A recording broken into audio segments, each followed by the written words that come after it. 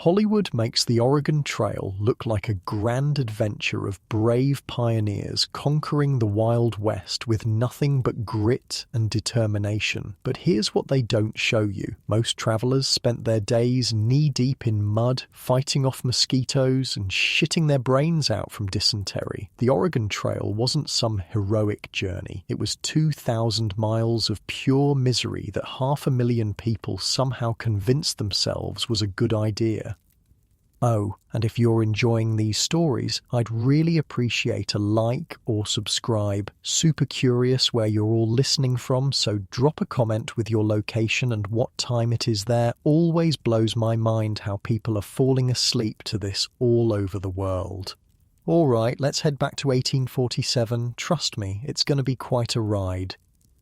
So congratulations, you just woke up in a cramped one-room cabin in Independence, Missouri. It's April 1847 and your eyes are struggling to adjust to the dim light filtering through the oiled paper window. The rough-hewn wood floor beneath your straw mattress is cold against your bare feet. You can smell coffee brewing over the hearth fire mixed with the lingering scent of last night's cornbread and the earthy musk of the nearby livestock. Your name is Thomas Benton. Well, that's what everyone's been calling you since you were old enough to pull weeds from your pa's cornfield. And this morning isn't like other mornings. Today's the day your family joins a wagon train heading west to Oregon. 2,000 miles of unknown territory stretching ahead of you. Your pa has been talking about Oregon for months now, ever since your neighbour Mr. Wilkins came back from a meeting in town with wild stories about free land, 160 acres for anyone willing to work it. That's bigger than the entire town of Independence. That's more land than your family has ever dreamed of owning. Thomas, you up yet? Your ma's voice cuts through your thoughts. She's already been awake for an hour, packing the last of your family's belongings and cooking breakfast. Coming, Ma. You pull on your rough cotton shirt and homespun trousers. The fabric is scratchy against your skin, but it's sturdy, needs to be for what lies ahead. In the main room, your little sister Sarah is helping Ma pack food into a wooden crate. Your pa is outside, checking the wagon one last time. You've spent the last month getting ready, selling most of what you own, buying supplies, fixing up the old farm wagon. Eat quick now, Ma says, handing you a tin plate with cornmeal mush and a strip of salt pork. We need to be at the meeting spot by 7. The food is hot and filling. You savour it, knowing that meals on the trail won't be this good. You've heard stories from other families who've made the journey. 6 months of hardtack, beans, and whatever game the men can shoot. Outside, the April morning is cool but promising warmth later. Your pa is walking around the wagon, checking every bolt and joint. It's not one of those big Conestoga wagons you've seen in drawings. Those are too heavy, too expensive. Yours is a farm wagon, what folks are calling a prairie schooner, with wooden hoops bent over the top and a canvas cover stretched tight. Morning, son, Pa says when he sees you. Ready for the big adventure? You nod, though your stomach knots with a mix of excitement and fear. You're leaving behind everything you've ever known. Your school, your friends, the graves of your baby brothers who didn't survive their first winters. Come help me with the oxen, Pa says. The 4 oxen are already yoked and waiting. They're not the family's original work animals. Pa traded the farm horses for these beasts last month. Horses might be faster, but they can't pull as long or eat as little as oxen, and they're more likely to be stolen by Indians. Indians. The word sends a shiver down your spine. You've heard stories. Some say they'll attack the wagon trains. Others say they're mostly peaceful. Your ma packed an extra tin of sugar and some bright cloth scraps for trading with them just in case. By the time the sun is properly up, your family is ready. The wagon is packed so full you can barely see inside it. Barrels of flour and cornmeal, bags of beans, dried meat, coffee, sugar, tools for farming and building. Your ma's prized cast iron skillet and Dutch oven, seeds for planting. Your Pa's rifle and ammunition, a small chest with your family Bible and your Ma's wedding quilt. Everything else you owned has been sold or given away. There's barely room for people in the wagon, not that it matters. You'll all be walking most of the way. Only the very young, very old, or very sick ride in the wagons. Time to go, Pa says, and there's a catch in his voice. He was born in this cabin, built by his own father. Leaving it behind is harder than he lets on. Ma wipes her eyes with her apron, then squares her shoulders. Sarah clutches her rag doll, the only toy she was allowed to bring, and looks up at you with wide eyes. It's gonna be okay, Squirt, you tell her, though you're not entirely sure yourself. The wagon creaks as Pa flicks the reins and calls to the oxen. The wheels turn, and just like that, you're leaving the only home you've ever known. The journey to the meeting spot takes less than an hour. As you approach, you see dozens of other wagons already gathered in a large field on the outskirts of town. Men are checking harnesses and wheels, women are organizing supplies, children run between the wagons playing tag while they still can. At the center of it all stands a tall man with a bushy beard and weathered skin. This must be Mr. Davidson, the wagon master who'll be leading your train. Your Pa told you he's made the journey 3 times already. Hard to imagine anyone wanting to do this more than once. As your wagon pulls up, other families nod in greeting. You recognize some from town, the Millers with their 5 children, old widow Jenkins who's traveling with her son's family, the Browns who sold their blacksmith shop to buy supplies for the journey. Mr. Davidson climbs onto a wagon and raises his hands for quiet. The chatter dies down as everyone gathers around. "The folks," he calls out, his voice carrying across the field. "Today, we begin our journey to Oregon country. We've got about 120 wagons, 430 souls by my count. That's a good size, big enough for protection, not so big we'll strip the land bare as we go." He pauses, looking around at the faces turned up to him. "I won't lie to you. The trail ahead is hard. Some of you won't make it to Oregon." A murmur runs through the crowd. You feel Sarah's hand slip into yours, squeezing tight. "But most of you will," Davidson continues, "and what waits for you there is worth every hardship. Land, freedom, a chance to build something new." He goes on to explain the rules of the trail, how the wagons will travel, who takes what positions, the importance of staying together. Each family will take turns at different duties, scouting ahead, guarding the livestock, night watch. "We move out in 1 hour," Davidson finishes. "Say your goodbyes to independence. Next stop, Oregon country." As the crowd disperses, you look back toward town. The church steeple is just visible over the trees. You wonder if you'll ever see it again. "Thomas," your Pa calls, "help me secure these barrels." And just like that, there's no more time for wondering. There's work to be done. The next hour passes in a blur of final preparations. The wagons are arranged in the order they'll travel. Your family's wagon is 20th in line. Mr. Davidson rides up and down the line, checking that everyone is ready. At precisely 9 o'clock, he fires a pistol into the air. "Wagons! Ho!" he calls. The train lurches into motion.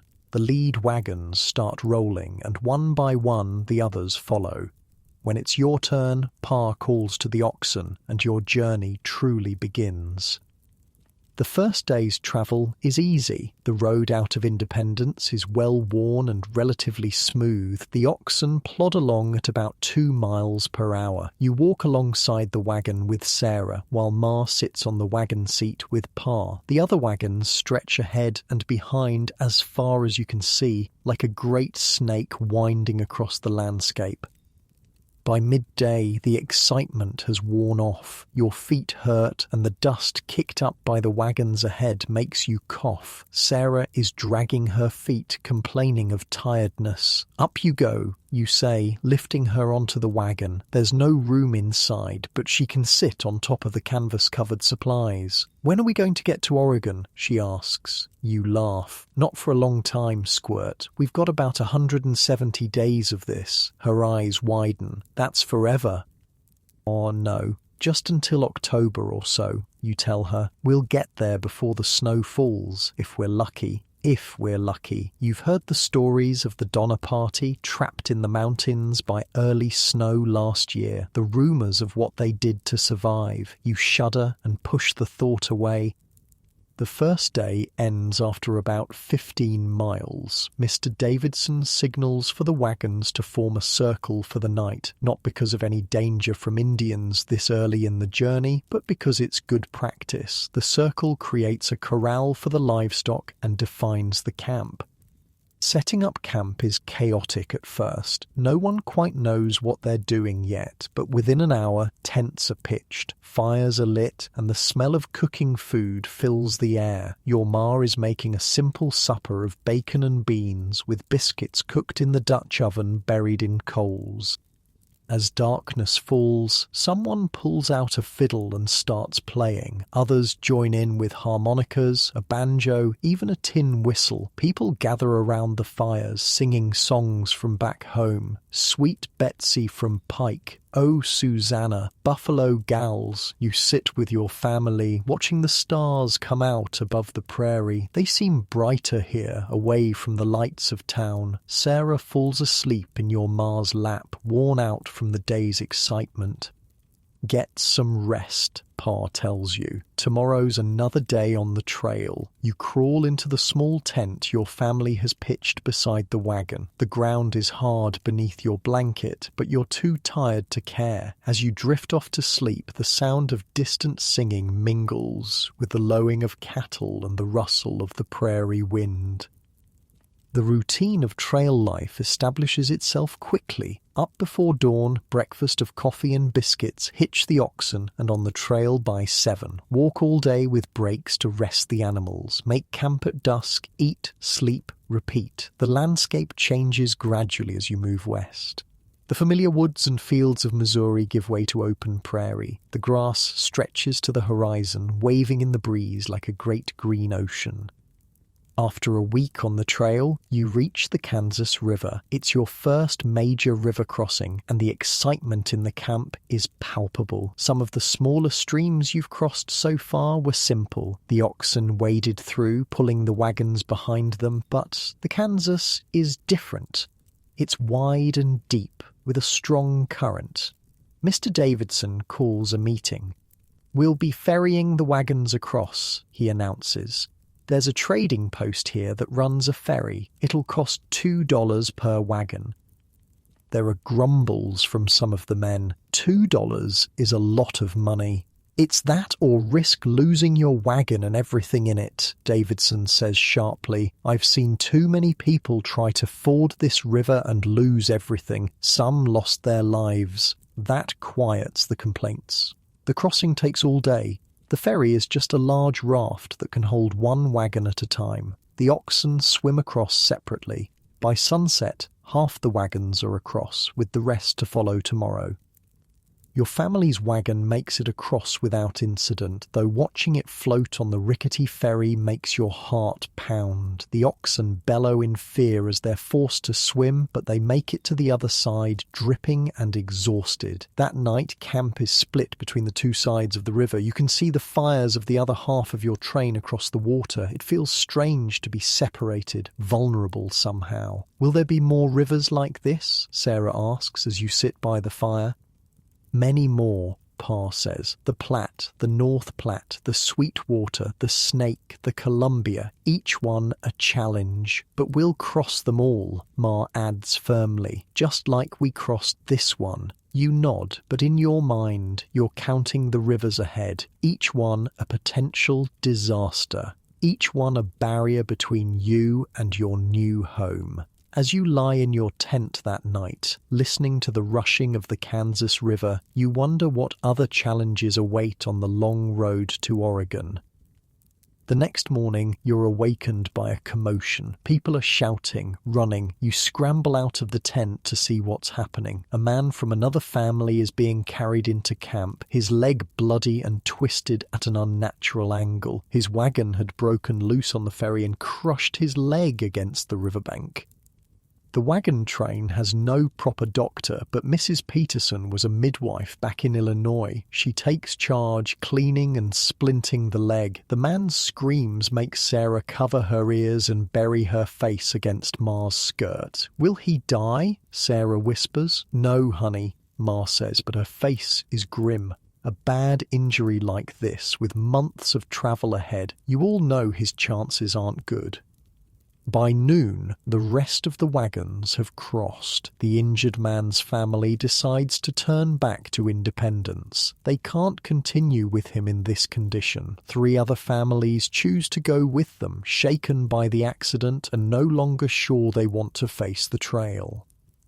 As they depart, heading east while your train continues west, a sobering reality settles over the group. You've been on the trail just over a week, and already your numbers are smaller.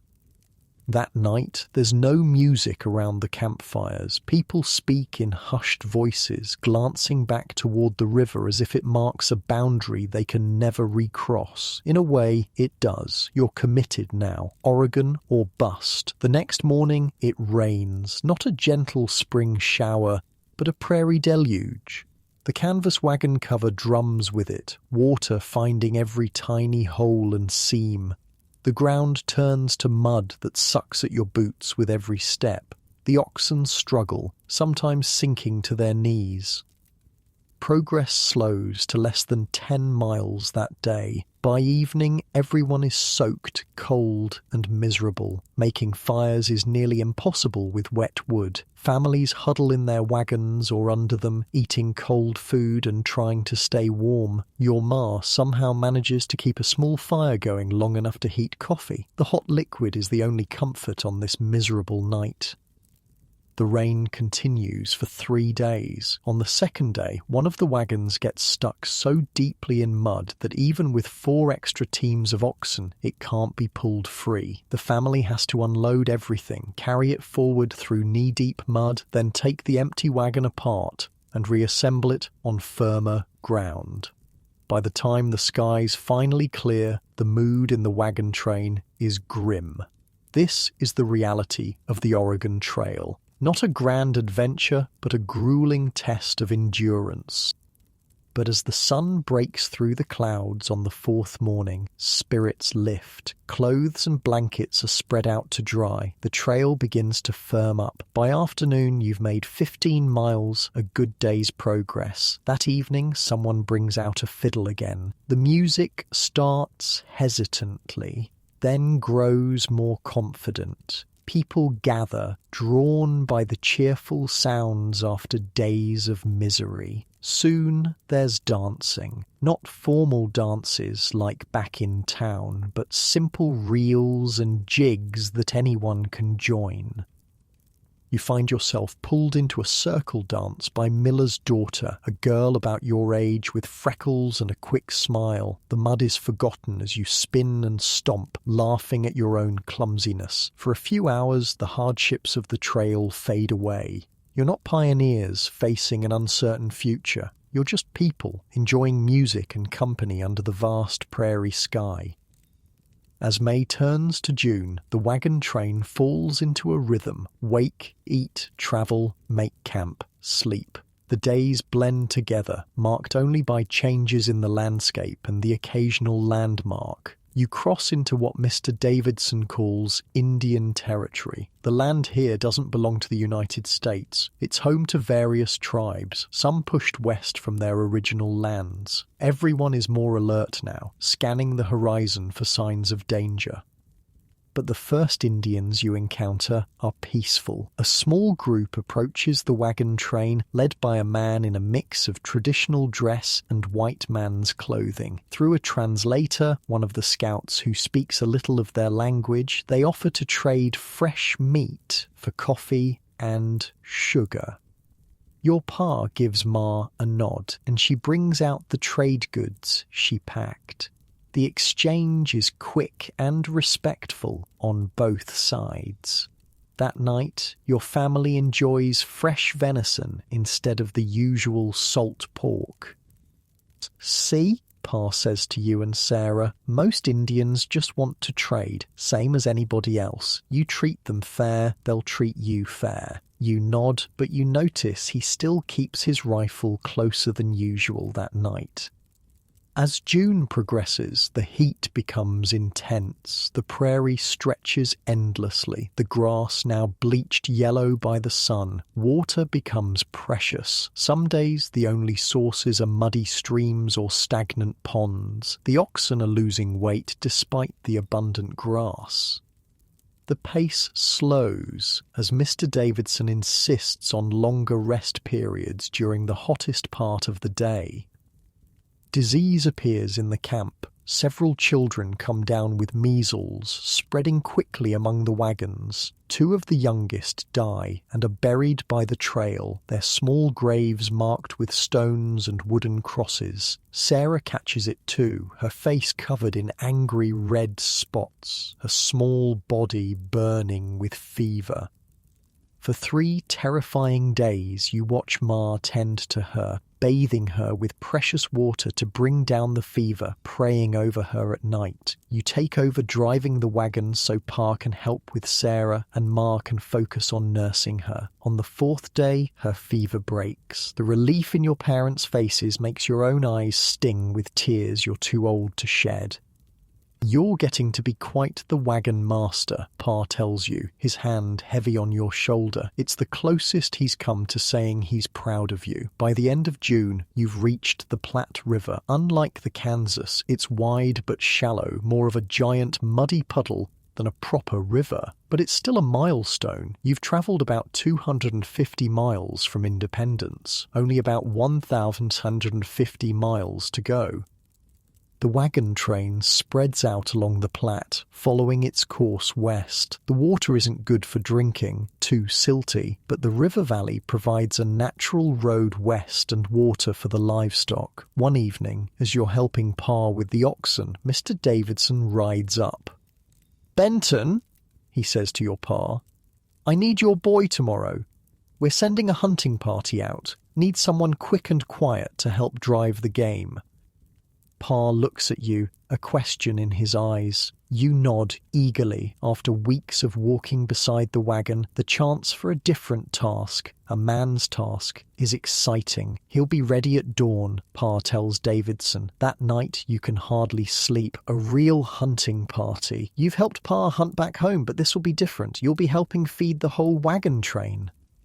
In the grey light before sunrise, you join the hunting party. 5 men and you, the only boy. They give you an old flintlock rifle that's almost too heavy to hold. Your job is to circle wide around any game they spot and drive it toward the waiting hunters.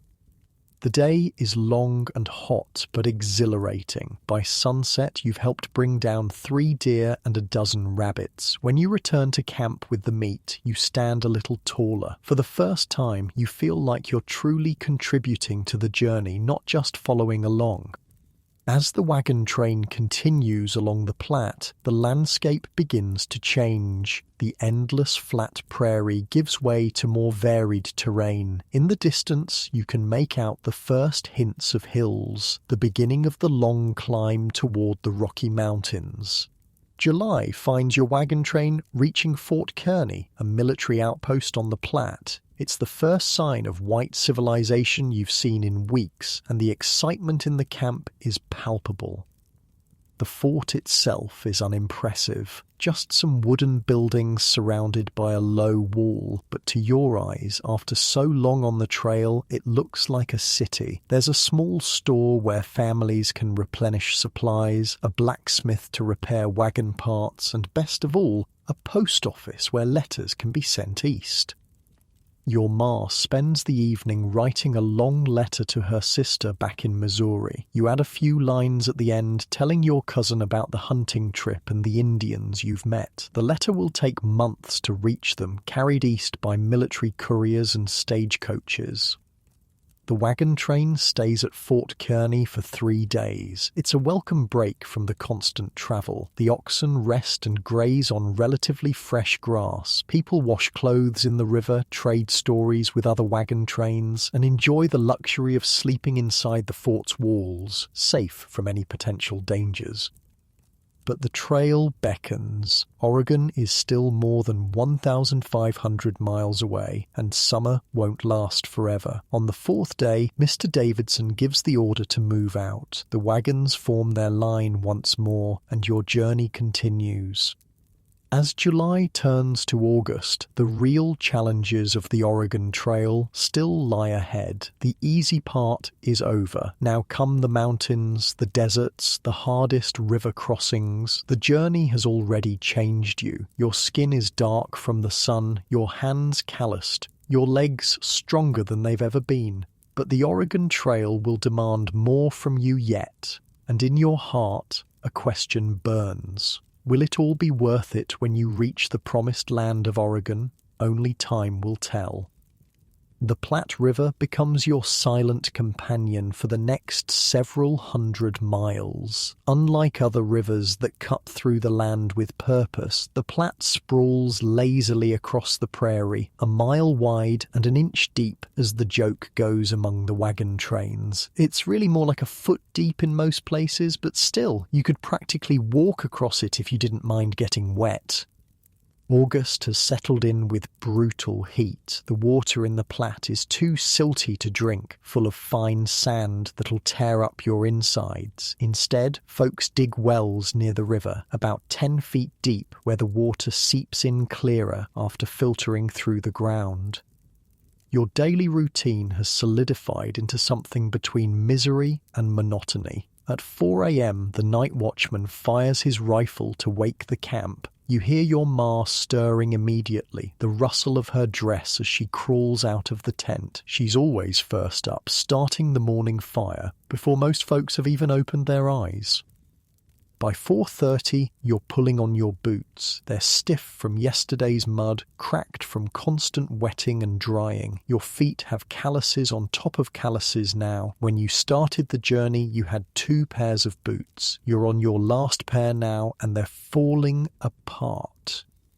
Some folks have taken to wrapping their feet in rags when their shoes give out. Sarah stirs in her blanket next to yours. "All ready?" she mumbles. "Yep. Ma's making Johnny cakes. Better get up if you want some warm." The smell of cornmeal cooking on the skillet gets you moving. Ma works magic with the simplest ingredients: cornmeal, water, a pinch of salt, and a scrape of precious sugar when she's feeling generous. Everyone has the same basic supplies, but no one makes Johnny cakes like your ma. By 5 a.m., Pa has rounded up the oxen from the night's grazing. They look thinner than they did in Independence, ribs starting to show through their hides, but they're still strong. You've seen other families lose oxen to exhaustion or disease. Without oxen, a family is stranded, dependent on the charity of others to continue. Breakfast is quick. Johnny cakes with a strip of salt pork and bitter coffee that Pa and the other men gulp down like it's mother's milk. The beans are running low, so coffee's getting weaker by the day. Some families have taken to roasting prairie turnip roots as a substitute. Tastes like dirt, but at least it's hot. While you eat, you're already packing up. The tent comes down, blankets rolled tight, everything secured in the wagon. Nothing can be left loose or it'll be bounced right out when the wheels hit a rut. At 7 a.m. sharp, Davidson fires his pistol in the air. Wagons ho. The train lurches into motion, same as every day. The squeal of wheels and creak of wood, a familiar symphony. Today your family's rotation puts your wagon near the back. It's the worst position. You eat everyone else's dust, and if there's trouble up ahead, you're the last to know about it.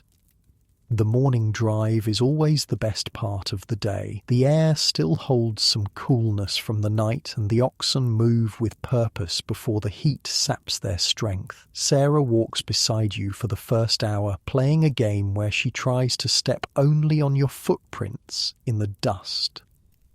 "You've got giant feet, Thomas," she giggles, stretching her legs unnaturally to match your stride. "All the better for walking to Oregon," you tell her. By 10 a.m., the sun is high enough to start baking the land. Sarah's retreated to the small space on the wagon seat beside Ma. You keep walking, one foot in front of the other. Your thoughts drift as you walk, back to Independence, forward to Oregon, sideways to nothing in particular. Sometimes you talk with John Miller, a boy about your age who walks beside his family's wagon. His pa was a blacksmith back in Ohio, and John knows all sorts of things about metal and fire. Other times you walk in silence, conserving energy in the growing heat.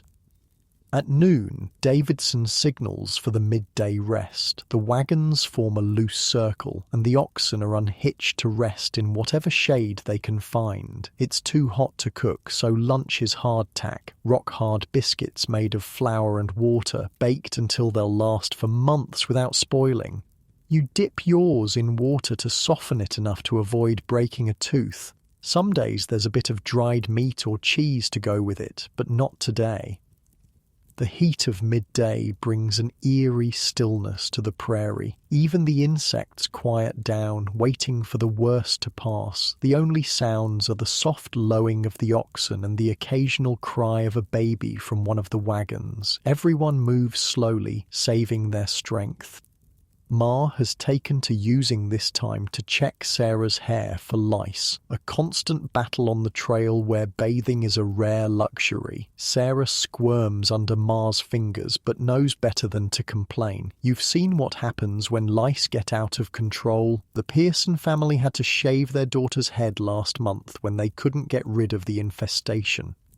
At 2 p.m, it's back on the trail. The afternoon stretch is the hardest. Hot, dusty, and seemingly endless. The landscape barely changes. Just the Platte River on your right and the prairie stretching to the horizon on your left. Occasionally, you'll pass the grave of someone from an earlier wagon train, a stark reminder of the trail's dangers. Some have proper markers with names and dates. Others are just mounds of earth, already being reclaimed by the prairie grass. The most unsettling are the possessions abandoned along the trail. Furniture, trunks, even entire wagons left behind when animals died or loads needed lightening. Back in June, these discards horrified everyone. Now, they're just landmarks. 2 miles past the broken piano, someone might say when giving directions. Today's excitement comes around 4 p.m. when a scout rides back from the front of the train with news of a buffalo herd ahead. The wagons halt while Davidson and the hunting party ride out. You wish you could go with them, but only the men with horses are chosen. They return 2 hours later with 3 buffalo bulls, already butchered into manageable pieces. Fresh meat is cause for celebration. Tonight, everyone will eat well.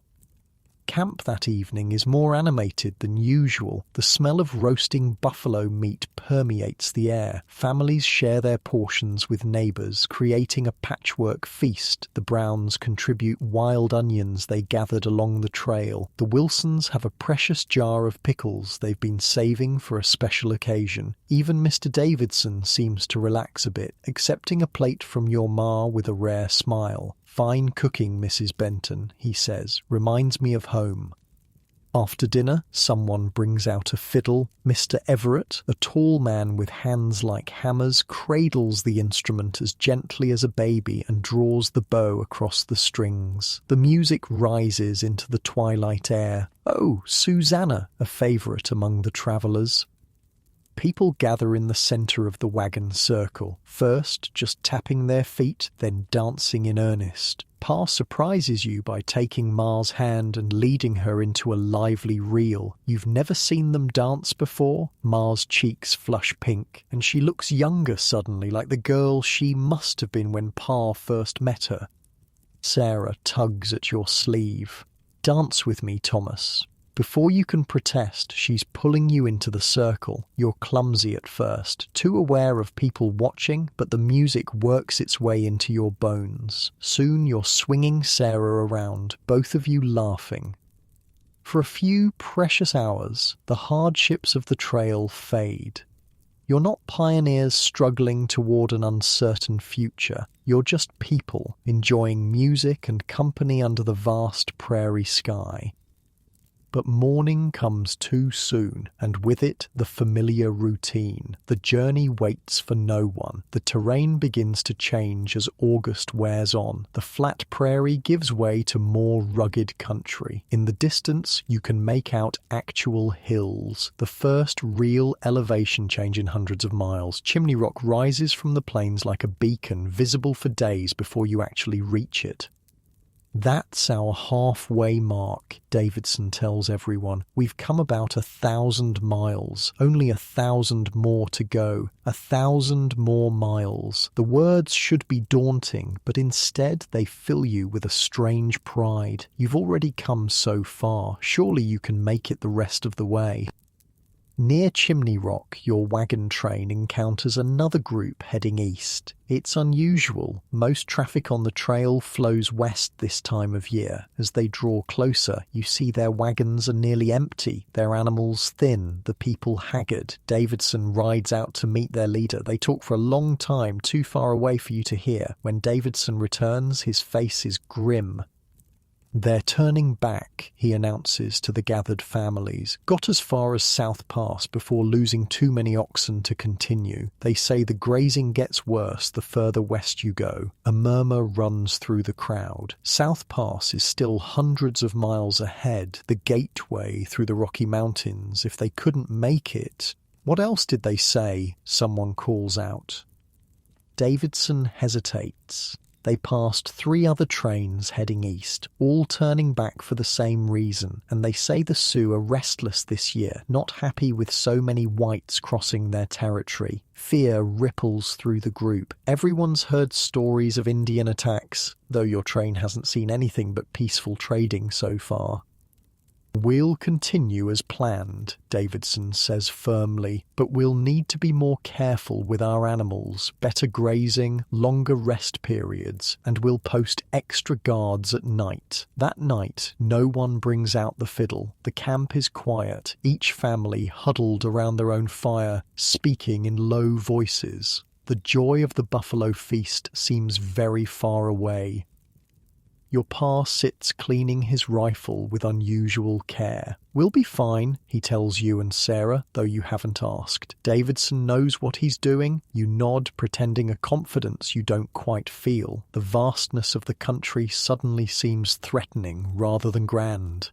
So much empty space between here and Oregon. So many things that could go wrong. The next day brings a new challenge, a river crossing. It's not the Platte itself, but a tributary that's swollen from recent rains upstream, too deep to ford safely, according to the scouts. Davidson orders trees to be cut down to build rafts. The work takes all day, everyone helping to fell trees, strip branches, and lash the logs together with rope. By sunset, you have 3 sturdy rafts, each big enough to hold a wagon. The crossing begins at dawn the next day. The first wagon rolls onto a raft, its wheels chocked with stones to keep it from rolling. 4 men with long poles push the raft across the river while the oxen swim alongside, urged on by their owners. The current is stronger than it looks. The first raft drifts downstream before the polers can correct, nearly capsizing before reaching the far bank, but they make it, the wagon rolling safely onto dry land. The second crossing goes more smoothly, the polers having learned from the first attempt. The third raft carries the Jenkins wagon. Halfway across, one of the logs shifts, throwing the raft off balance. The wagon slides sideways, its weight pushing the raft underwater on one side. You watch in horror as the Jenkins family clings to the tilting wagon. The current catches the raft, spinning it around. For a moment it looks like it might right itself. Then the wagon topples into the river with a massive splash. Men on both banks leap into action. Those who can swim dive into the water. Others run downstream, carrying ropes to throw to the struggling family. You stand frozen, Sarah's small hand clutching yours so tight it hurts. The Jenkins parents surface first, gasping for air. Their oldest son has his little sister on his back, swimming strongly toward shore, but their middle child, Emma, a girl about Sarah's age, is nowhere to be seen. There, someone shouts, pointing to a small hand breaking the surface downstream. 3 men swim toward it, but the current is carrying Emma away faster than they can swim. Without thinking, you kick off your boots and plunge into the river. The cold water shocks your system, but you're a strong swimmer from summers in the creek back home. You strike out diagonally, letting the current carry you downstream while angling toward where you last saw Emma. The water roars in your ears. You catch glimpses of the shore, people running, pointing. Then you see her, Emma's dress caught on a submerged branch, her head barely above water. You make a final push, reaching her just as she slips under. Your hand catches her dress, pulling her up. She coughs, sputters, eyes wide with terror. "Hold on to me," you gasp. She wraps her arms around your neck in a stranglehold that nearly drags you both under. The shore seems impossibly far away. Your clothes are waterlogged, pulling you down. Emma's weight is crushing. Just as your strength begins to fail, a rope splashes down beside you. You grab it with your free hand, and suddenly you're being pulled toward shore. Hands reach for you, dragging both of you up onto the muddy bank. Emma is taken from your arms, carried to her sobbing parents. Someone wraps a blanket around your shoulders. Through chattering teeth, you manage to ask, "The others?" "All safe," Pa says, his arm around you so tight it hurts. "Thanks to you, all safe." That night, you're a hero in the camp. The Jenkins family gives your parents a precious jar of honey, one of the few luxuries they managed to save from their wagon. Mr. Davidson himself comes to your fire to commend your bravery. But the incident casts a shadow over the train. The Jenkins lost nearly everything. Their wagon, most of their supplies, all their treasured possessions from back home. Other families contribute what they can spare, but it's not much. Everyone's supplies are running low. "What will they do?" you ask Pa as you watch the Jenkins setting up a makeshift shelter with borrowed canvas. "They'll ride with other families," Pa says. "We'll make room. That's how it works out here. Today them, tomorrow could be us." The Jenkins' oldest son rides with your wagon the next day. He's quiet, still in shock from the near tragedy. You don't know what to say to him, so you just walk in silence, occasionally pointing out interesting rocks or prairie dog holes, small distractions from his family's loss. By the time you reach Fort Laramie in late August, the wagon train has settled into a new rhythm. The Jenkins family is split among 3 wagons, including yours. Emma rides with Sarah in the back of your wagon. The 2 girls have become inseparable, finding comfort in each other after the river trauma. Fort Laramie is larger than Fort Kearny, a proper military outpost with soldiers in uniform and solid buildings. The sight of the American flag flying over the fort brings unexpected tears to Ma's eyes. "Feels like civilization," she says, wiping her cheeks quickly. The fort offers a chance to resupply at steep prices. Pa trades one of your spare wagon wheels for flour and coffee. The wheel is worth far more, but there's no arguing with the fort's traders. They know they're the only option for hundreds of miles. The truly precious commodity is information. Soldiers and traders at the fort have news from both east and west. The war with Mexico is over, with America gaining vast new territories. Gold has been discovered in California, triggering a rush of fortune seekers. And most importantly for your journey, the reports from Oregon are good. Fertile land, moderate climate, growing settlements. Your train stays at Fort Laramie for 4 days. The break from travel is welcome, but there's still work to be done. Repairing wagons, restocking supplies, tending to the sick. 2 families decide to winter at the fort rather than risk the mountain crossings with the seasons changing. Your train will leave with fewer wagons than it arrived with. On the eve of departure, Mr. Davidson calls a meeting. The easy part is over, he tells everyone bluntly. From here on, we face mountains, deserts, and the worst river crossings. The next stretch to Fort Bridger will test us all. He pauses, looking around at the faces gathered in the fort's courtyard. Anyone having second thoughts should stay here. No shame in waiting till next year. Better that than dying in the mountains. No one from your wagon group steps forward, though you see worried glances exchanged between some of the couples. The Jenkins family, surprisingly, stands firm. "We've come this far," Mr. Jenkins says. "Might as well see it through." That night, you lie awake in your tent, listening to the unfamiliar sounds of the fort, soldiers calling to each other as they change guard, the distant nickering of cavalry horses. Tomorrow you'll be back on the trail, heading into country more rugged than anything you've seen so far. Pa's voice comes soft in the darkness. "Proud of you, Thomas. What you did for that Jenkins girl. Not every man would have done the same." Man. He called you a man, not a boy. You feel a warmth spread through your chest that has nothing to do with the August heat. "Get some rest," Pa continues. "Big day tomorrow, but sleep is elusive. Your mind races with thoughts of what lies ahead, mountains looming on the horizon, the promise and peril of the unknown trail. The journey has already changed you in ways you're only beginning to understand.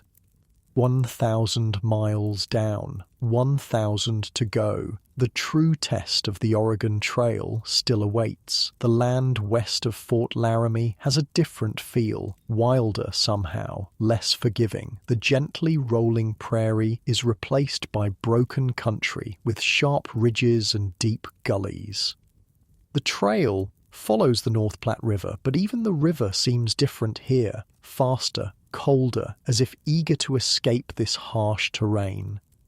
September brings unpredictable weather. One day might be blazing hot, the next suddenly cold with biting wind. The mornings always dawn with frost now, the ground crunching under your boots until the sun rises high enough to melt it. Your wagon train has shrunk to 73 wagons. Besides the families who stayed at Fort Laramie, you've lost 2 more, one turning back after their oxen died, another forced to stop when the father broke his leg falling from the wagon seat.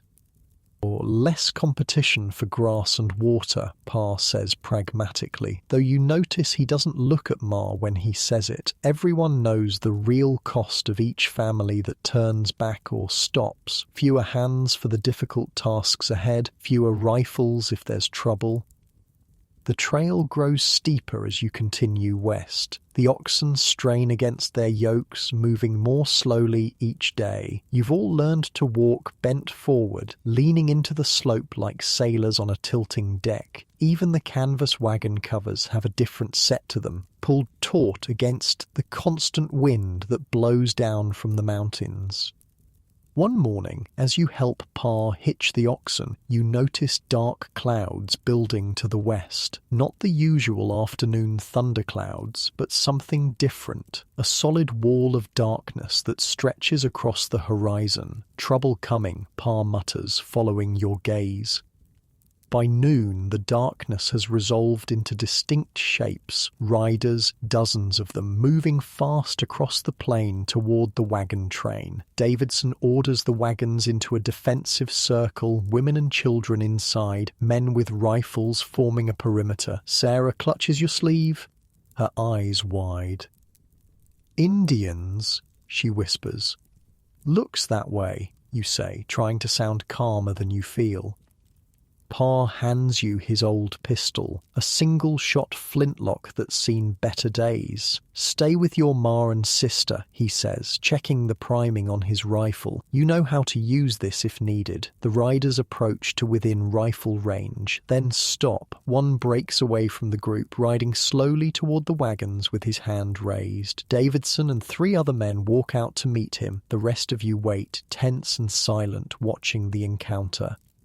The meeting goes on for what seems like hours, but is probably only minutes. Then Davidson and the others return to the wagons. "It's a band of Sioux," Davidson announces. "They want to trade, not fight." A collective exhale passes through the wagon circle. Pa lowers his rifle, though you notice he doesn't set it aside completely. "They've got meat and hides," Davidson continues. "They'll trade for coffee, sugar, ammunition, and cloth. Fair trades only. We need their goodwill to pass through their territory." The trading begins cautiously. A few Indians enter the wagon circle, while the rest wait outside. They're tall men, wrapped in buffalo robes despite the mild day, their faces painted with red and black stripes. They move with a confidence that makes the white men seem awkward in comparison. One approaches your wagon holding up a buffalo hide. Pa nods to Ma, who brings out a small sack of coffee beans, one of your last. The Indian examines it, sniffs it, then holds out the hide. Ma accepts it with a smile and a nod. The Indian's gaze shifts to Sarah and Emma, who are watching wide-eyed from the wagon. He says something in his language, then mimes rocking a baby, pointing to the girls and holding up 2 fingers. "He's asking if they're sisters," translates Mr. Wilson, who traded with Indians before. Ma shakes her head, points to Sarah, then to herself and Pa, then to Emma, and toward the Jenkins wagon. The Indian nods. From inside his robe, he produces 2 small items. Dolls made of buckskin with real hair for the heads and tiny beaded dresses. He offers them to the girls. Sarah looks to Ma, who nods. Both girls accept the dolls with shy smiles. Pa starts to reach for something to trade in return, but the Indian holds up his hand, shaking his head. He touches his chest and says something that sounds like "wachi," then points to the river ahead and makes a crossing motion with his arms. "He's warning us about the river crossing," Mr. Wilson translates. "Says it's dangerous this time of year." The trading continues throughout the afternoon. By sunset, the Indians ride away with coffee, sugar, ammunition, cloth, and even a few metal tools. The wagon train has fresh meat, buffalo hides, and moccasins, softer on the feet than worn-out boots. That night, Sarah sleeps with her new doll clutched to her chest. You hear her whisper to it about Oregon, promising a nice house with a real roof once you get there. 2 days later, you understand the Indians' warning. The trail leads to a crossing of the North Platte. Not a ferry this time, but a dangerous ford where the river spreads wide and shallow. Shallow for a river anyway, still deep enough to reach the wagon beds. Davidson sends scouts to find the best crossing point. They return with grim faces. The recent mountain rains have swollen the river beyond its usual September level. There's no good ford to be found.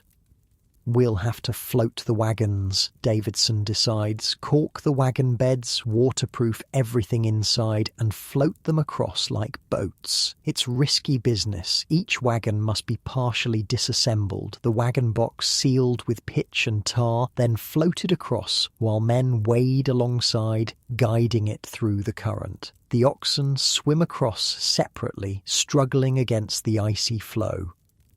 The first few wagons make it across safely, though soaked. Then comes the Peterson wagon. Halfway across, it hits a hidden rock and tilts sharply. Water pours in, and within seconds, the wagon is swamped. Mr. Peterson and his sons manage to save some of their possessions, forming a human chain to pass items to shore.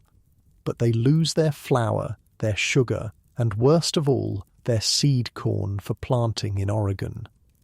That night, as everyone dries out around the fires, your family shares some of your precious flour with the Petersons. Other families contribute what they can spare. No one says the obvious, that without seed corn, the Petersons may not survive their first year in Oregon.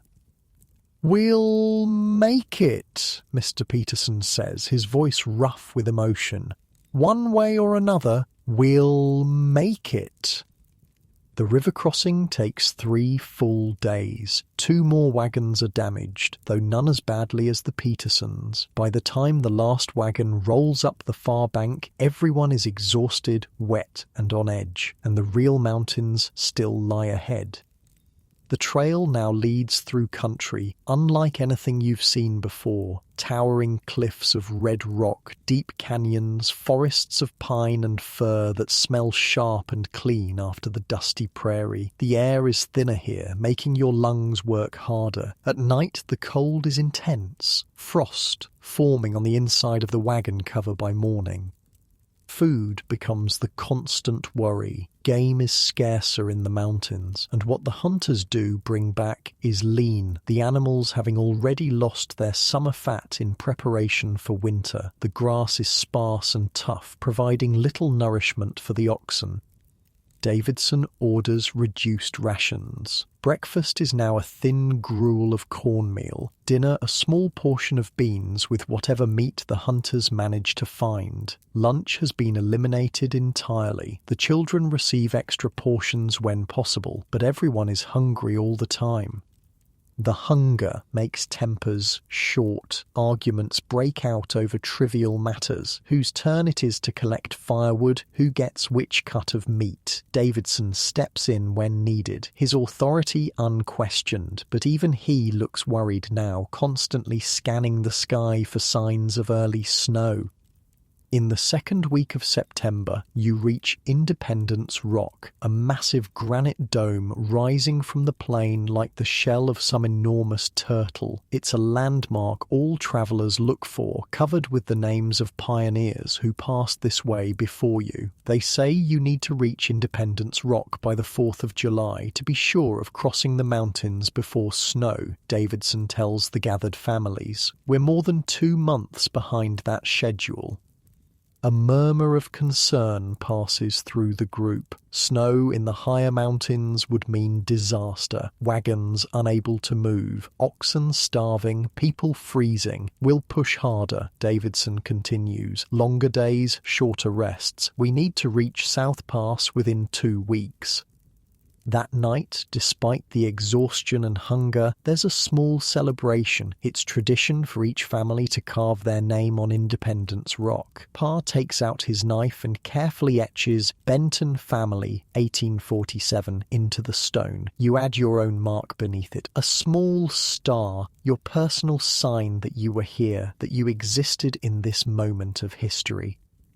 The trail grows steeper beyond Independence Rock. The wagons struggle up rocky slopes that would have been considered impassable just months ago. Now they're just one more obstacle to overcome. The oxen are visibly thinner, ribs showing through their hides. Some can barely pull their loads and must be alternated with stronger animals.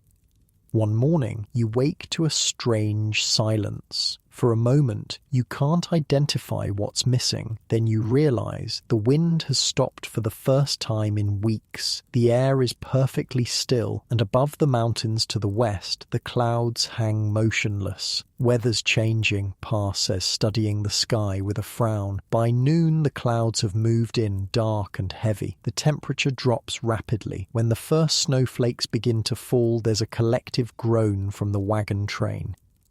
"It's too early," someone protests, as if arguing with the sky might change its mind. The snow falls lightly at first, then with increasing intensity. Within an hour, the ground is covered with an inch of wet, heavy snow. The oxen low miserably, steam rising from their backs. Davidson orders the wagons to form a tight circle in a sheltered valley. Tarps are stretched between wagons to create additional shelter. Every piece of dry wood is collected for fires. By nightfall, 3 inches of snow cover the ground, and it's still coming down. The temperature continues to drop. Everyone huddles around the fires, wrapped in whatever blankets and buffalo robes they have. Sarah and Emma sit between you and Ma, sharing body heat. "Will we freeze?" Sarah whispers, her breath visible in the firelight. "No, squirt," you tell her with more confidence than you feel. "It's just an early snow. It'll melt in a day or 2. But it doesn't melt the next day, or the day after. For 3 days, the wagon train is trapped by snow and bitter cold. The oxen eat what little they can pour from beneath the snow, growing weaker by the hour. On the 4th morning, the sun finally appears, bright and surprisingly warm. The snow begins to melt, turning the ground into a muddy quagmire, but at least you can move again. "We've lost time we couldn't afford to lose," Davidson tells the group. "From now on, we travel from first light until we can't see the trail anymore. No midday rests unless the oxen are about to drop. The pace is brutal. You walk until your legs feel disconnected from your body, moving automatically while your mind drifts. The mud sucks at your feet, making each step an effort. The wagons creak and groan as they're dragged through the muck. Just when it seems things can't get worse, sickness sweeps through the camp. It starts with the Wilsons' youngest child. Fever, vomiting, bloody diarrhea. Within days, 12 people are sick, mostly children. Mountain fever, the older folks call it. There's no real treatment except rest and fluids, both in short supply. The wagon train can't stop for the sick. The threat of winter is too great.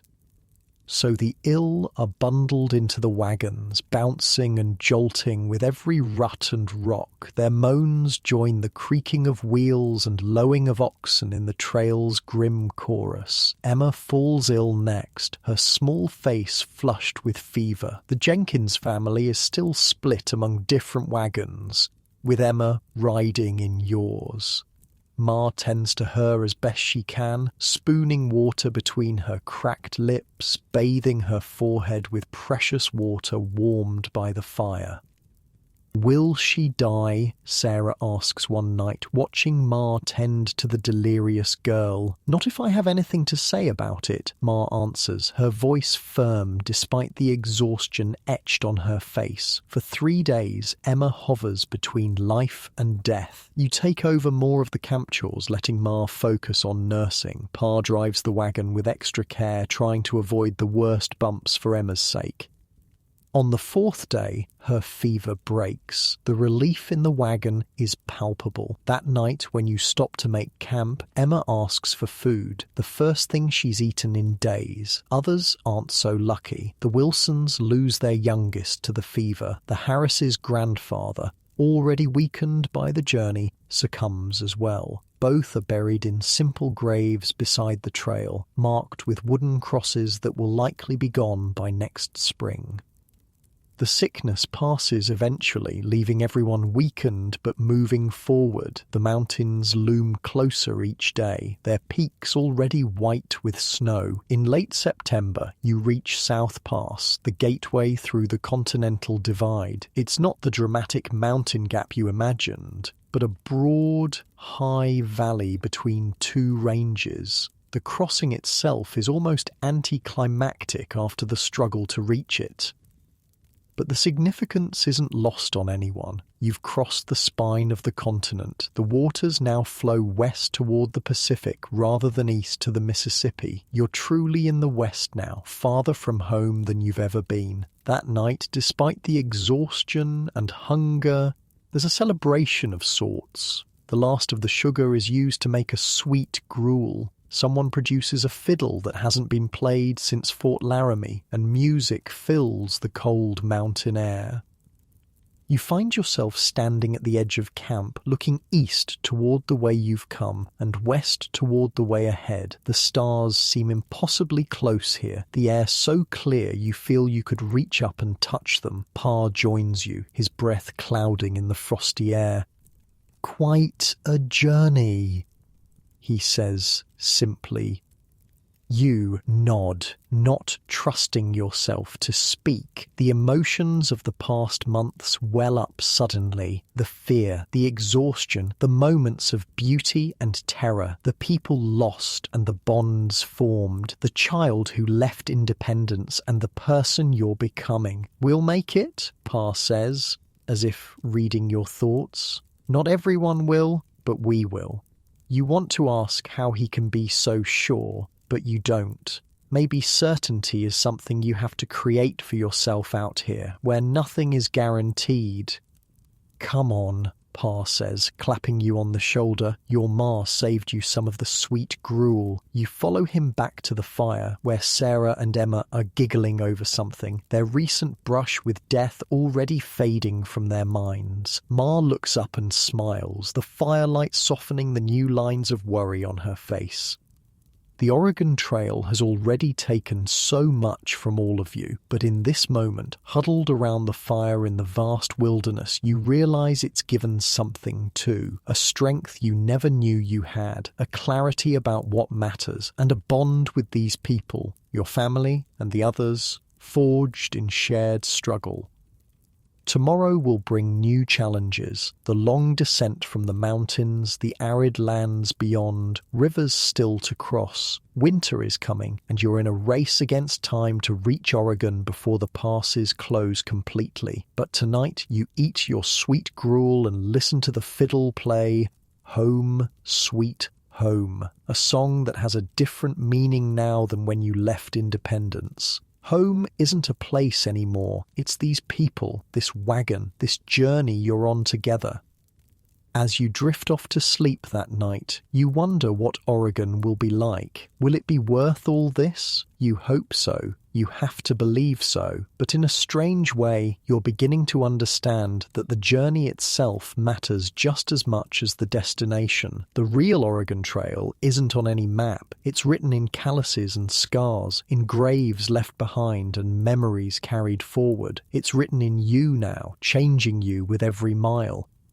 Beyond South Pass, the landscape transforms yet again. The broad mountain meadows give way to steep descents, the western face of the Rockies dropping away before you. The trail here is treacherous, forcing wagons to navigate slopes that seem impossible for wheeled vehicles. Davidson orders wheels locked for the steepest parts. Iron chains are wrapped around the wheels, preventing them from turning, forcing the wagons to slide rather than roll down the inclines. The oxen strain backward against their yokes, fighting gravity every step of the way. "Hold the lines tight," Pa tells you one morning, handing you the reins as he walks alongside the wagon, ready to brace it if it starts to slide too fast. The responsibility makes your hands sweat despite the October chill. The wagon creaks and groans as it inches down the slope. One slip, one broken chain, and thousands of pounds of wagon, supplies, and people would careen down the mountainside. You've seen it happen to others. The Miller wagon lost a wheel on a steep grade last week, tumbling off the trail and smashing to kindling at the bottom of a ravine. The family survived, but lost nearly everything they owned.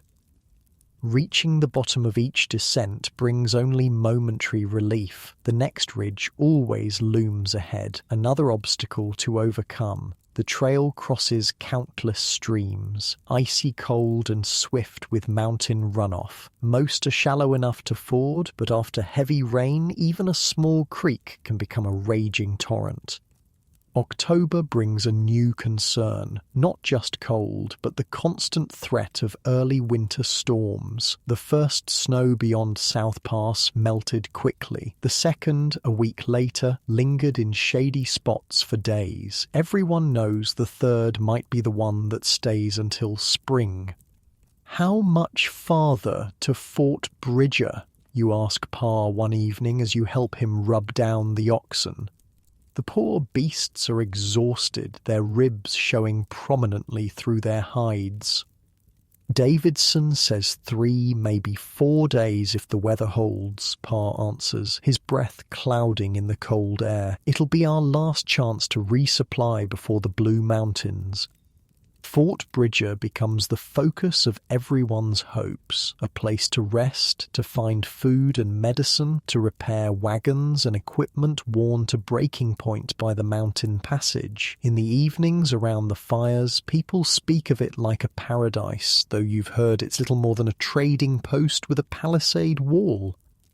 The weather cooperates mostly. Days are crisp and cold but clear, the October sun providing just enough warmth during the middle hours. Nights drop well below freezing now, ice forming in water buckets by morning. Extra guards are posted to watch for mountain lions and bears, hungry and aggressive as they prepare for winter. On the third day after your conversation with Pa, the wagon train rounds a bend in the trail, and there in the valley below sits Fort Bridger. It's even less impressive than you imagined, a collection of rough log buildings surrounded by a wooden fence that looks like it wouldn't stop a determined child, let alone hostile Indians. But it's civilization of a sort, and right now, that's enough. The fort's trading post is doing brisk business with the steady stream of emigrants heading west before winter. Prices are exorbitant, twice what they were at Fort Laramie, but people pay without complaint. There's no choice. Your family trades 2 buffalo robes and Ma's silver brooch, a wedding gift from her mother, for flour, coffee and salt. Pa haggles for ammunition, reluctantly paying a small gold coin he's kept hidden in his boot since independence. Highway robbery, he mutters as you leave the trading post, but we'll need the bullets. Game gets scarce in the Blue Mountains, especially once snow flies. The most valuable commodity at Fort Bridger isn't food or supplies, but information. Travelers heading east bring news of conditions ahead, while the fort's traders share what they've heard from other wagon trains. The news isn't good. Early snow has already fallen in the Blue Mountains. The Columbia River is running high and fast with autumn rains, and most worrying, a wagon train that left Fort Bridger just 10 days earlier encountered a party of Cayuse Indians who seemed unusually hostile. We'll need to push hard, Davidson tells the gathered families. I'm aiming to reach the Dalles before the end of November. From there, we can raft down the Columbia to the Willamette Valley. The Dalers, another mysterious name that's become a milestone in your journey. The last major obstacle before Oregon from what you've heard. The wagon train stays at Fort Bridger for 2 days. It's barely enough time to rest the oxen, but no one complains. Every day spent here is one less day to reach Oregon before winter sets in. When you move out on the third morning, the train is smaller again. 4 families have decided to winter at the fort rather than risk the Blue Mountains with the season advancing. Your father considered it, you overheard him discussing it with Ma late one night, but ultimately decided to continue. We've come this far, he told her, and I don't trust that trader Bridger. Something off about him. The trail beyond Fort Bridger enters yet another type of terrain. High desert plateau, sagebrush stretching to the horizon in all directions. The earth is dusty despite the season, the air dry enough to crack lips and knuckles. Water becomes the primary concern, with springs and streams growing scarce. Got to reach the Snake River, Davidson tells everyone. Follow it northwest all the way to Fort Hall, but it's 3 days hard travel to get there. Those 3 days are among the hardest yet. The trail crosses a barren waste where nothing grows but scrubby sagebrush and bitter greasewood. There's little grazing for the oxen, forcing families to break into precious reserves of corn saved for the worst times. Water comes from occasional springs, often so alkaline it makes the animals sick if they drink too much. Sarah develops a hacking cough from the dust. Emma, still weak from her bout with mountain fever, struggles to keep food down. Ma boils willow bark for tea, the bitter brew the only medicine left in your depleted supplies. The Snake River, when you finally reach it, seems like salvation. The water runs clear and sweet, the valley providing better forage than you've seen in weeks. For the first time in days, the oxen get enough to eat, and people fill water barrels with clean water. But the Snake has its own dangers. The trail follows the river through a deep canyon, with towering cliffs on one side and the rushing water on the other. In places, the path narrows to barely the width of a wagon, with a sheer drop to the river below. "Keep the wagon single file," Davidson orders, "and check your brakes at every stop. One slip here and you're in the river."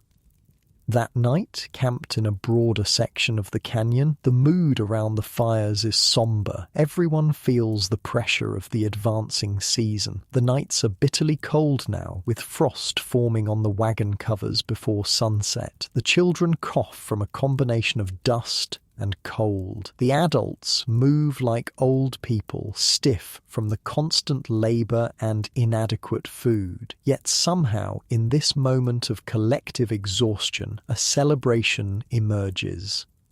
It begins with the Johnson family. Old Mr. Johnson produces a fiddle from their wagon, not the first time music has appeared on the trail, but rare enough these days when every ounce of energy goes to survival. He plays a tentative tune, fingers stiff with cold and age. His daughter-in-law begins to sing, a clear, strong voice that carries through the canyon. Sweet Betsy from Pike, a favourite trail song about a young couple heading west. Others join in, first just humming, then singing the familiar words. You watch in amazement as the energy in the camp shifts. People who moments ago seemed too tired to chew their food now clap along with the music. Someone produces a mouth harp, adding its wavering notes to the fiddle.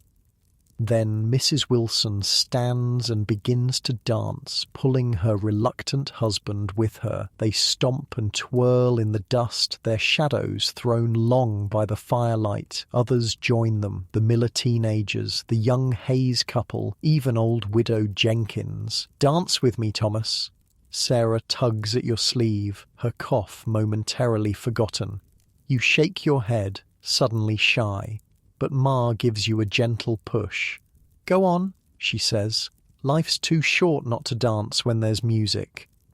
So you join the circle, swinging Sarah around as she squeals with delight. Emma watches from beside Ma, still too weak to dance but clapping along with the rhythm. Even Pa eventually joins in, performing an awkward shuffle that makes Ma laugh for the first time in weeks. For one precious evening, the Oregon Trail becomes a place of joy rather than endurance. The music echoes off the canyon walls, probably alerting every Indian and wild animal for miles around. But no one cares. In this moment, celebrating life seems more important than the constant worry about survival. The next day dawns clear and cold, with a dusting of frost covering everything. But there's a lightness in the camp, a renewed energy. The music and dancing did something that food and rest alone couldn't. It fed the spirit. "Might make Fort Hall by sundown if we push," Davidson announces after a quick breakfast. "Good trading there, and proper shelter for those who need it." The trail continues to follow the Snake River, sometimes right along its banks, other times climbing high above the canyon. From these heights you can see for miles, the river winding below, the vast emptiness surrounding it, and in the far distance, another mountain range stretching across the horizon. "The Blue Mountains," Pa says, following your gaze. "Last real obstacle before Oregon." last real obstacle. The words should be encouraging, but the mountains look impossibly high and rugged, their upper slopes already white with snow. Fort Hall appears in the late afternoon, another fur trading post, larger than Fort Bridger, but still modest compared to the stone fortress you'd imagined. The American flag flies above the main building, a reassuring sight in this wilderness. The fort's commander greets Davidson like an old friend. They've crossed paths before on previous journeys. The news he shares is mixed. The trail ahead is in decent condition, but snow has indeed begun falling in the Blue Mountains, and the Cayuse unrest that you heard about at Fort Bridger seems to be growing. Something's got them riled up, the commander tells the gathered emigrants. Might be all the traffic on the trail this year, might be something else. Just keep your eyes open and your rifles handy. That night, for the first time in weeks, your family sleeps indoors. On the floor of the fort's common room, along with 20 other families, but still sheltered from the wind and cold. The simple luxury of 4 walls and a roof brings tears to Ma's eyes. The fort's surgeon examines the sick, including Sarah and Emma. He has little medicine to offer. Supplies are as limited here as everywhere on the frontier, but he shares knowledge. A syrup of wild cherry bark for the coughs, rest and strong broth for those recovering from mountain fever. The morning brings a surprise, the season's first substantial snow, 3 inches covering the ground around the fort. It's a stark reminder of the race against winter that you're engaged in. We can't delay, Davidson tells everyone. Pack up, we move out in an hour. Leaving the shelter of Fort Hall feels like a physical pain. The warmth, the brief respite from constant vigilance, the momentary return to civilization, all snatched away too quickly. But Davidson is right. Every day matters now. The trail beyond Fort Hall continues to follow the Snake River for a time, then turns northwest toward the Blue Mountains. The terrain becomes increasingly rugged, with volcanic rock formations jutting from the earth like the spines of buried monsters. Water again becomes a concern. The trail leaves the Snake, crossing a high plateau where springs are few and often tainted with minerals that make the water barely drinkable. The snow provides some relief. Melted, it's pure enough, but not sufficient for so many people and animals. Signs of previous wagon trains become more evident here. Broken wagon parts, discarded furniture, even entire wagons abandoned when teams could pull them no further. More sobering are the graves, their crude wooden markers bearing witness to those who never completed the journey. Benton family, keep up, Davidson calls back one afternoon, noticing your wagon lagging behind the others. The terrain has grown so difficult that families often need to help each other, with extra oxen or men pushing from behind to get wagons up steep inclines. Pa waves acknowledgement, then turns to you. Thomas, run ahead and ask the millers if they can spare a man to help us. Our rear axle's cracking and I need to reinforce it before it gives way completely. You jog ahead to the Miller wagon where Mr. Miller and his oldest son quickly agree to help. With their assistance, Pa manages to bind the axle with iron straps salvaged from a broken barrel hoop. It'll hold to Oregon, Pa says with more confidence than the repair seems to warrant. Just need to baby it a bit on the rough patches. The rough patches, unfortunately, are becoming the norm rather than the exception. The trail now climbs steadily, entering the foothills of the Blue Mountains. The weather grows colder with each day, the snow deeper on the higher slopes visible ahead. A week after leaving Fort Hall, the first serious snow of the journey begins to fall. Not the light dustings you've experienced before, but heavy, wet flakes that quickly accumulate on the ground. By nightfall, 6 inches cover the trail, with more coming down steadily. Davidson calls for an early camp in a sheltered valley, wagons drawn close together for protection from the wind that has begun to howl down from the mountains. Extra wood is gathered before it becomes too snow-covered to burn. The oxen are brought into the wagon circle, canvas stretched between wagons to provide them some shelter. "If it's still coming down like this in the morning, we stay put," Davidson announces. "Can't risk losing the trail in deep snow." The night is miserable, too cold for proper sleep, the wind finding every gap in the wagon cover, snow accumulating on the canvas until the weight threatens to collapse it. You take turns with Pa climbing out every few hours to brush the snow away, your hands numb despite woolen mittens. Morning brings no relief. The snow continues to fall, visibility reduced to a few dozen yards. True to his word, Davidson declares a snow day, no travel until conditions improve. The forced rest should be welcome, but anxiety runs high in the camp. Every day spent here is one less day to reach the Willamette Valley before winter fully sets in, and supplies, already stretched thin, must now be rationed even more carefully to account for the delay. Sarah's cough has worsened in the cold. She lies bundled in every blanket the family can spare, her face flushed with fever. Ma melts snow for the wild cherry bark syrup, but it seems to provide little relief. "She needs real medicine," Ma says quietly to Pa when she thinks you're not listening, "and a proper roof, not canvas that lets in every draft." Pa just nods, his face drawn with worry. You've never seen him look so helpless. The snow continues all day and into the night. By morning it's nearly 2 feet deep around the wagons, with drifts much higher. Davidson calls another meeting.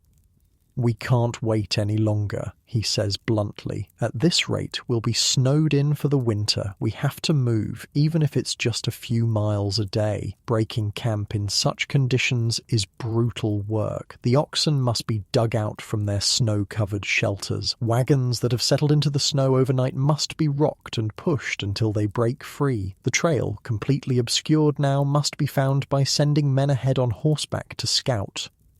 Progress is agonizingly slow. The oxen struggle through snow that reaches their bellies in places. Men walk ahead of the wagons, breaking trail with shovels and axes. The wagons themselves move like wounded animals, creaking and groaning under the strain. By nightfall, you've covered less than 3 miles. Davidson tries to sound encouraging, pointing out that you've reached slightly higher ground where the wind has swept some areas clear of deep snow. But everyone knows the truth. At this rate, you'll never cross the Blue Mountains before they become completely impassable. That night, huddled around fires that seem pitifully small against the vast snowy wilderness, a new plan emerges. Davidson proposes splitting the train. The healthiest people with the strongest animals will push ahead at maximum speed, breaking trail. They'll then send help back for the others once they reach the Dalles. It's a desperate strategy, with risks for both groups. Those going ahead face the dangers of the trail with reduced numbers for protection. Those staying behind must wait in the snow with dwindling supplies, hoping help arrives before starvation or cold claims them. Families must make impossible choices. The Jenkins decide to split. Mr. Jenkins will go ahead with their oldest son, while Mrs. Jenkins stays behind with Emma and their younger children. The Millers will all go forward, their oxen still relatively strong. The Wilsons, with several sick children, have no choice but to remain. Your family faces the same terrible decision. Sarah is too sick to travel fast, but the family's chances might be better if at least some of you reach Oregon quickly. "We stay together," Pa finally says after a long discussion with Ma outside the wagon. "Whatever happens, we face it as a family." Davidson respects each family's choice, no matter what they decide. By morning, the wagon train has been divided. 37 wagons will push ahead, while 22 remain behind, forming a winter camp in the sheltered valley. The departure of the advance group is solemn, without the music and cheers that marked previous milestones. Just quiet goodbyes, promises to send help as soon as possible, and prayers for everyone's survival. As the wagons of the advance party disappear into the snowy distance, those remaining begin the work of creating a more permanent camp. Wagons are arranged in a tight circle. Canvas is stretched to create communal spaces between them. Hunting parties form to search for game in the surrounding forest. It'll be a hard wait, Pa tells you as you help him construct a more substantial shelter using pine boughs laid against the wagon. But Davidson knows what he's doing. Help will come. You nod, wanting to believe him. But as you look at Sarah, huddled and coughing in the wagon, and at the other families preparing for a long siege by winter, a cold fear grips your heart that has nothing to do with the snow swirling around you. The Oregon Trail has brought you 1,800 miles from independence. Just a few hundred miles remain between you and the promised land of the Willamette Valley, but those miles might as well be 1,000 if you can't find a way through the snow-choked mountains. As darkness falls on the winter camp, you climb to a nearby ridge, looking west toward where the advance party disappeared. Somewhere beyond those snow-covered peaks lies Oregon, so close, yet still out of reach. The winter camp quickly settles into a routine born of necessity. Each morning, men gather to hunt in the surrounding forests, returning with whatever game they can find, mostly rabbits and the occasional deer, already lean from the early winter. Women manage the precious food supplies, stretching every morsel to feed as many mouths as possible. Children old enough to help collect firewood, while the youngest and the sick remain huddled in wagons made as warm as possible with buffalo robes and pine boughs. Your family's wagon becomes a sick room for Sarah. Her cough has settled deep in her chest, each breath a painful wheeze. Ma rarely leaves her side, sleeping in short bursts while you or Pa keep watch. Emma, still weak from her own illness, sits with Sarah when she can, telling stories to distract her from the pain. "Tell me about our farm in Oregon again," Sarah asks one evening, her voice barely audible.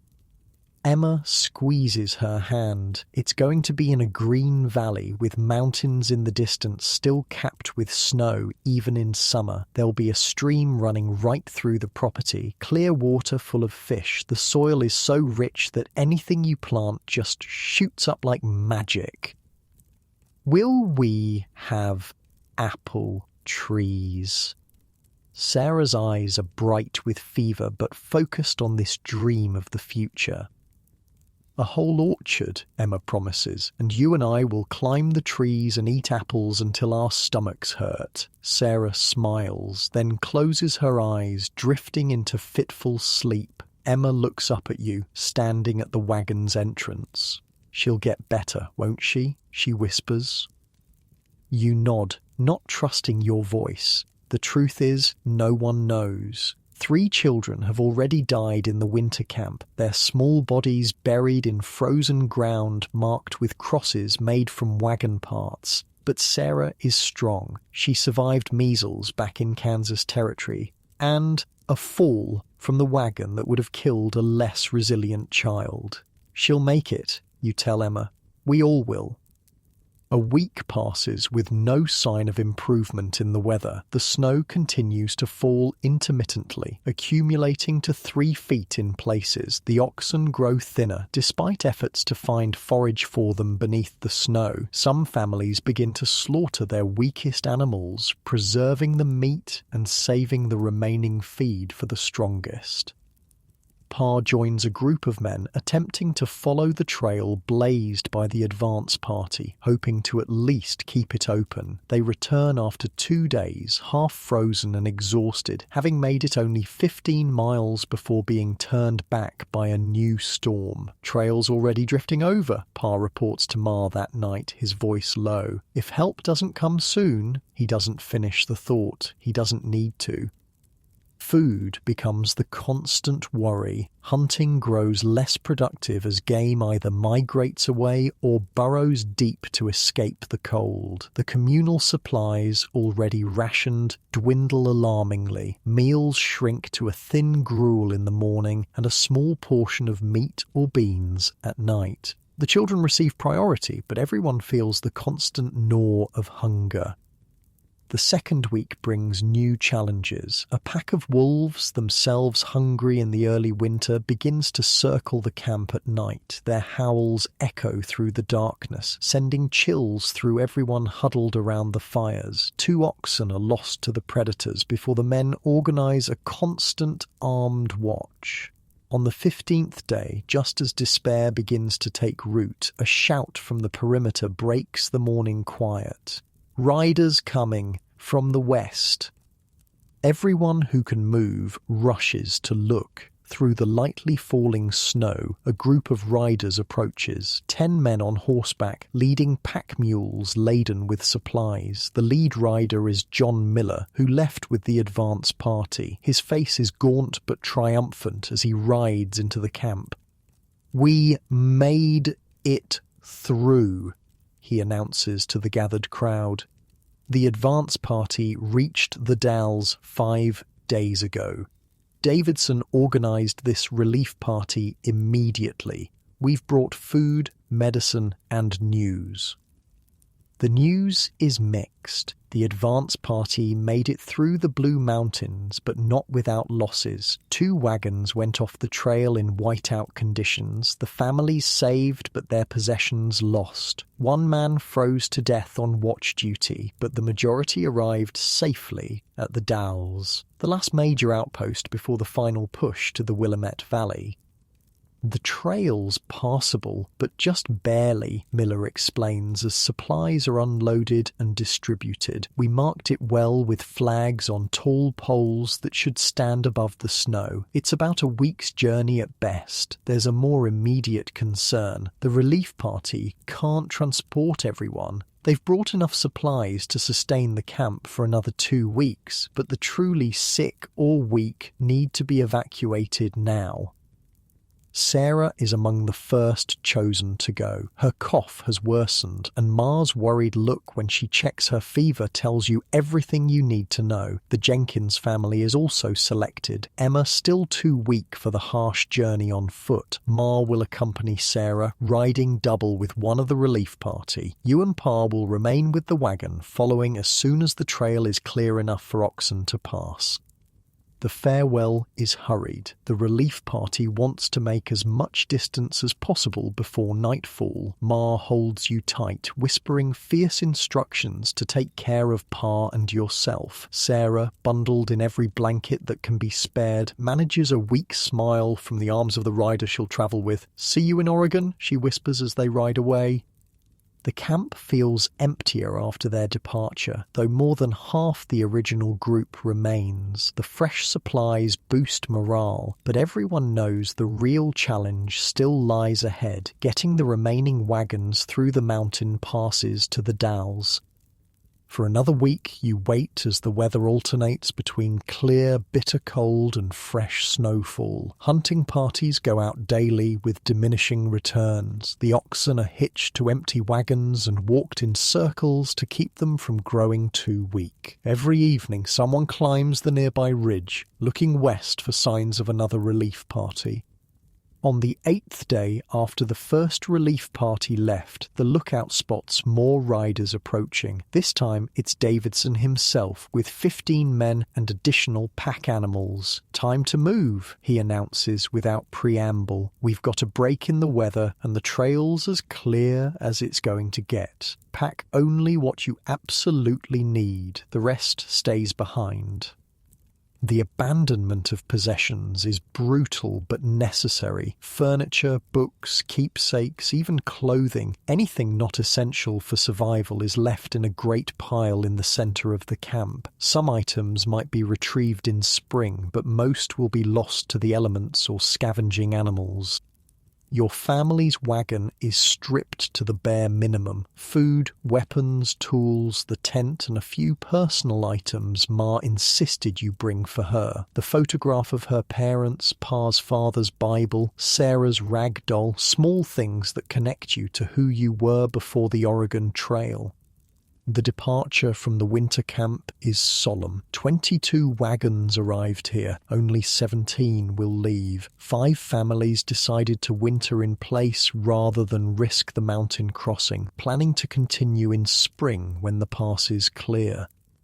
The journey that follows tests you in ways you never imagined possible. The trail, though marked with flags, is often barely discernible beneath the snow. The oxen struggle through drifts that sometimes reach their shoulders. Men walk ahead, breaking trail with shovels and axes. Progress is measured not in miles, but in yards. Davidson pushes the group relentlessly, knowing that another heavy snow could trap you all. The days start before dawn and end well after dark, the way lit by lanterns hanging from the lead wagon. There's no proper camp setup, just quick meals of cold food and a few hours of exhausted sleep beneath the wagons. On the 3rd day, you reach the highest pass through the Blue Mountains. The wind howls across the exposed ridge, driving snow and ice crystals that cut like tiny knives. The temperature drops so low that metal wagon parts become too cold to touch with bare skin. "Keep moving!" Davidson shouts over the wind. "Stop too long up here and you'll freeze solid!" The descent from the pass is almost more dangerous than the climb. The trail zigzags down a steep slope, each switchback a potential disaster if a wagon slides off the path. Wheels are locked, extra chains wrapped around them for additional friction. Men hold ropes attached to the wagon sides, ready to prevent a catastrophic slide. By some miracle, all 17 wagons make it down safely. The forest below the pass offers some shelter from the wind, though the cold remains intense. For the first time in days, a proper camp is established. Fires built large enough to thaw frozen hands and feet. "Worst is behind us," Davidson announces that night. 3 more days to the Dalles and the elevation drops all the way. Should see less snow with each mile. He's right. As you continue west, the snow gradually thins from 3 feet to 2, then to scattered patches among exposed ground. The temperature rises slightly, still below freezing, but no longer the bone-crushing cold of the high mountains. Signs of the advance party become more evident. Broken branches where they widened the trail, remains of campfires, occasional items lost or discarded along the way. It's reassuring to see these breadcrumbs leading towards civilization. On the 6th day after leaving the winter camp, you catch your first glimpse of the Dalles, a collection of buildings nestled along the mighty Columbia River. The sight brings tears to Pa's eyes, quickly wiped away before you can comment on them. "Almost there, son," is all he says, his voice rough with emotion. The arrival at the Dalles brings a reunion that floods your heart with joy. Ma and Sarah are there waiting, along with the Jenkins family. Sarah is still thin and pale, but the dangerous fever has broken. The fort's doctor had medicine, real medicine, that helped clear her lung. "Thomas!" she cries when she spots you running, despite Ma's protests to throw herself into your arms. "I knew you'd make it." The Dalles offers comforts you'd almost forgotten existed. Solid buildings with real walls and roofs, hot food that someone else cooked, beds raised off the ground. There's even a makeshift bathhouse where, for the first time in months, you can wash away the accumulated grime of the trail in hot water. But it's not the final destination. The Willamette Valley, the promised land of Oregon, still lies beyond the Cascade Mountains. There are 2 options for the final leg. Attempt the dangerous Barlow Road over the mountains, or take the river route, floating down the Columbia to Fort Vancouver, then south to Oregon City and the valley beyond. After the ordeal in the Blue Mountains, most families choose the river, including yours. The wagons must be disassembled and loaded onto large rafts along with all possessions. The oxen will be driven over the Barlow Road by paid drovers, meeting the families on the other side. Building the rafts takes a week, the entire community working together under the guidance of local experts. These aren't the simple log platforms used for river crossings, but substantial vessels designed to navigate the sometimes treacherous Columbia. Your family's raft is 20 feet long by 10 wide, with raised sides to prevent cargo from washing overboard. A crude shelter in the center provides some protection from the elements. A single large oar at the back serves more for steering than propulsion. The river's current will do most of the work.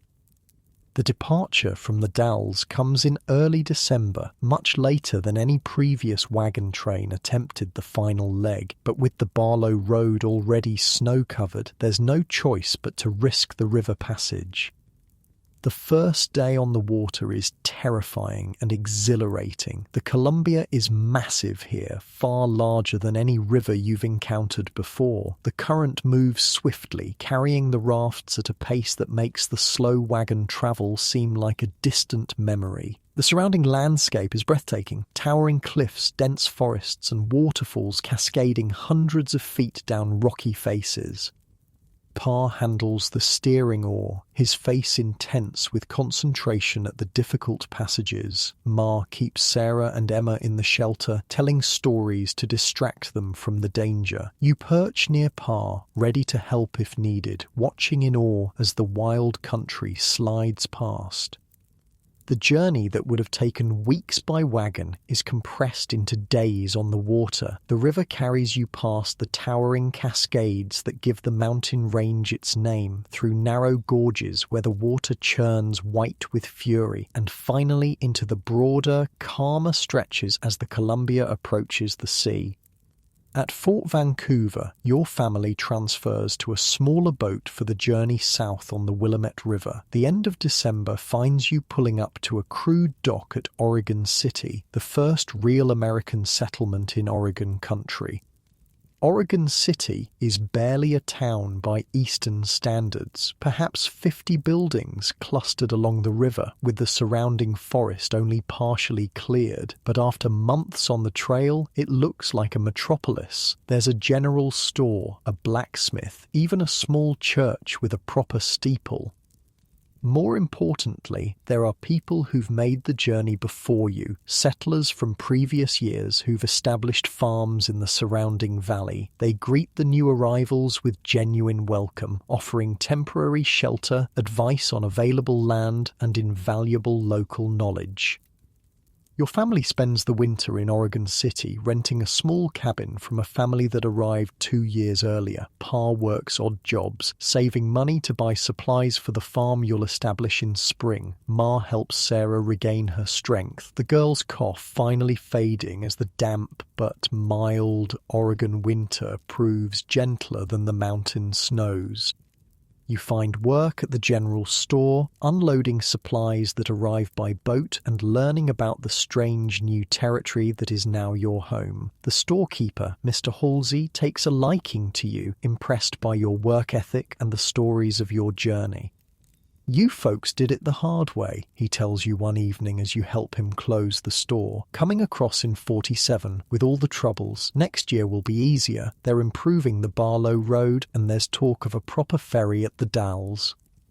Spring arrives earlier here than in Missouri. By February, the first flowers are already appearing. The rains that fell all winter begin to taper off, revealing lush green hills and valleys in every direction. The soil, when Pa digs a test hole behind the cabin, is rich and black.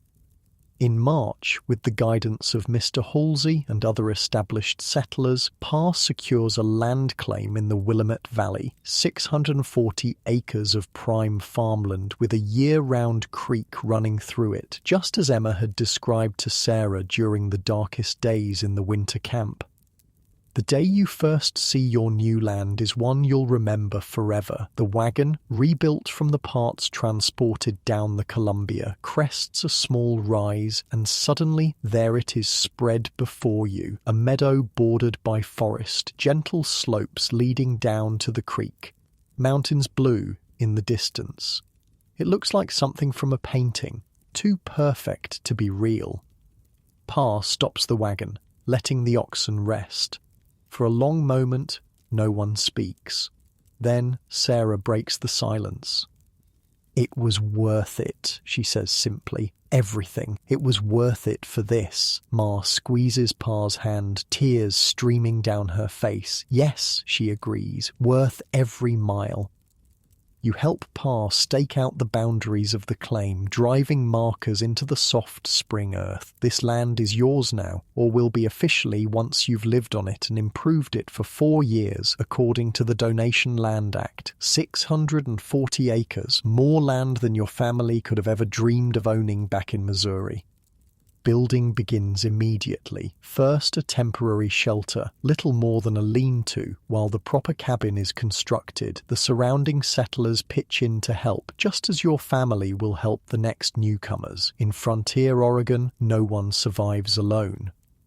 By May, the cabin is finished. 2 rooms with a stone fireplace, a wooden floor, and real glass in the small windows. It's modest by Eastern standards, but it's solid and dry and yours. Ma plants a garden with seeds carried all the way from Independence. Pa and you clear fields for the first crops. The Jenkins family settles nearby on a claim adjoining yours. Emma and Sarah spend their days exploring the surrounding woods and meadows, collecting wildflowers and watching the deer that still graze unafraid of humans in this new land. Summer brings the first harvest, vegetables from the garden, berries from the forest, fish from the creek. Fall sees a modest crop of corn and wheat planted in the newly cleared fields. It's not much, but it's enough to see you through the coming winter, with some to trade in Oregon City for supplies you can't produce yourself. As winter approaches again, your first full winter in Oregon, you often find yourself standing at the edge of your family's land, looking east toward the distant mountains you crossed. From here, the hardships of the Oregon Trail seem almost unreal. The endless walking, the river crossings, the mountain snow, the constant hunger and fear. 2,000 miles, 6 months of travel, danger, disease, and death always lurking. The journey changed you all, hardened you, tested you, forced you to discover strengths you never knew you possessed. Sarah still coughs sometimes when the weather turns cold. Ma's hands, once smooth, are now permanently roughened by work. Pa's face has new lines carved by sun and worry. And you left Independence a boy and arrived in Oregon something else entirely. But here, watching the sunset paint the Willamette Valley in gold and purple, feeling the rich Oregon soil beneath your feet, you know Sarah was right. It was worth it. Every muddy mile, every river crossing, every mountain pass, worth it for this new beginning, this chance to build something that belongs truly to your family. The Oregon Trail will forever be part of you, the story you'll tell your children and grandchildren someday, the great journey that tested a nation's spirit and helped forge a country that stretches from sea to shining sea. As darkness falls on your family's new home, you turn back toward the cabin where lamplight glows in the windows and smoke curls from the chimney. Tomorrow brings more work, always more work on a frontier farm, but tonight there's warm food, family gathered close, and the deep satisfaction of having completed a journey few would dare to attempt. And as you drift towards sleep in the cabin your own hands helped build, you carry with you the legacy of the Oregon Trail, the courage to face the unknown, the strength to endure hardship, and the hope that drives people to risk everything for a better tomorrow. And with that thought, close your eyes and drift off to sleep, carrying the pioneer spirit with you into your dreams.